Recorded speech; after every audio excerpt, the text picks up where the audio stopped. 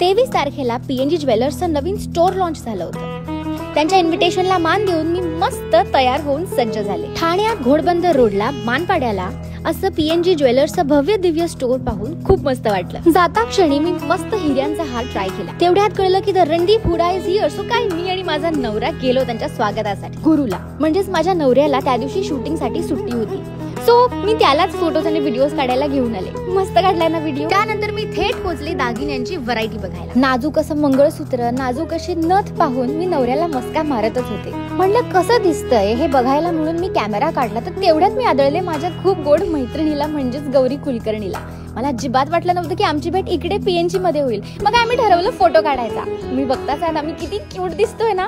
बरं एवढं सगळं असूनही माझं मन काही भरत नव्हतं, पण त्या कर्मचारी छान दिसतो नेकलेस असं म्हणाल्या।